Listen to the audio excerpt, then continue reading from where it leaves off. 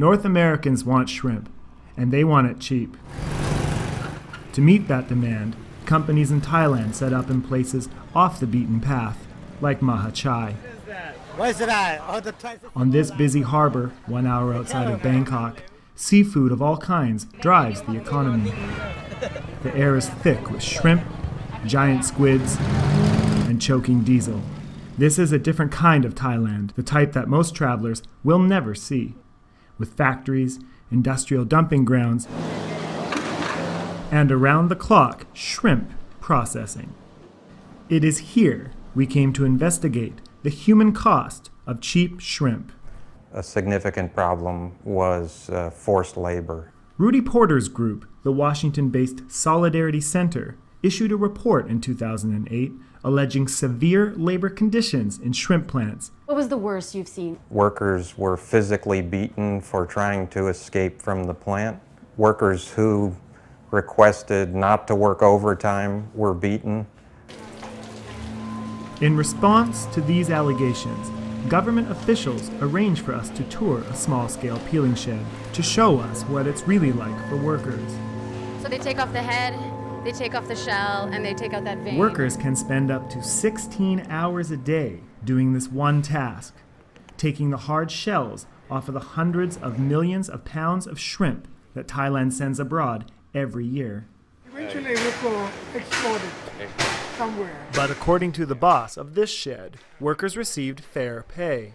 Just under $7 a day minimum wage and overtime for the buckets of shrimp that they clean and process.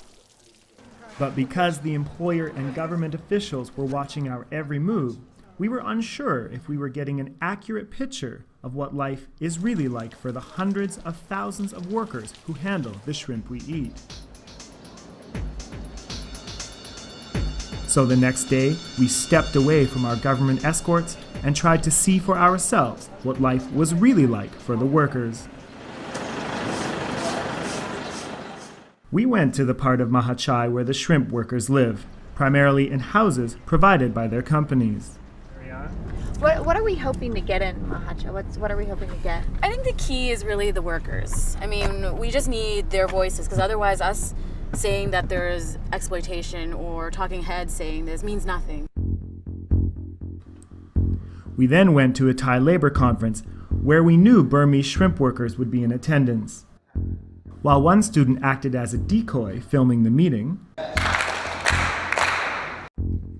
another group of students snuck out during a break, away from official surveillance for secret interviews with Burmese workers from plants other than the one we visited. They spoke with us with the understanding we would keep their identities hidden.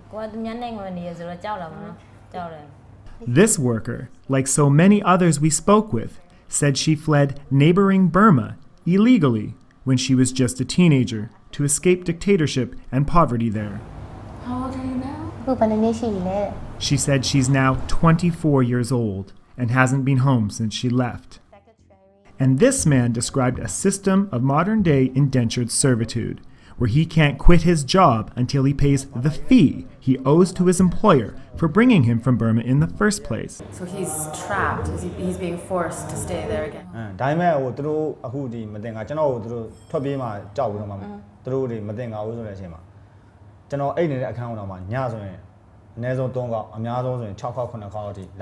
Workers we spoke with said they feared beatings, or worse, if they were caught speaking with us.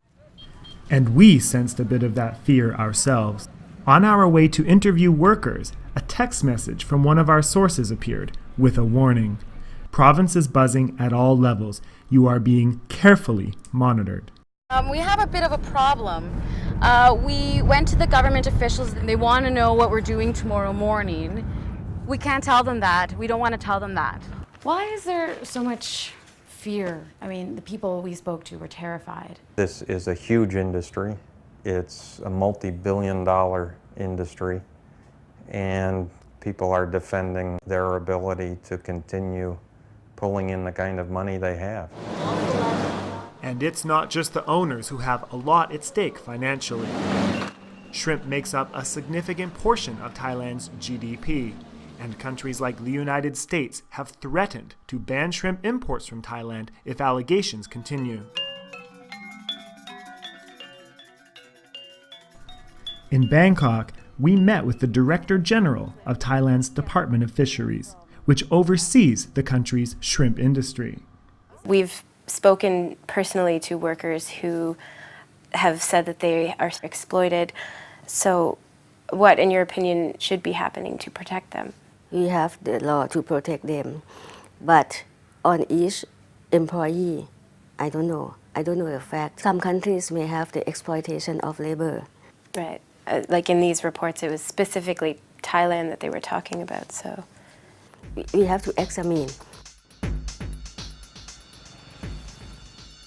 The Thai government says it's doing the best it can, but so far, only one case of forced labor in this industry has been prosecuted successfully.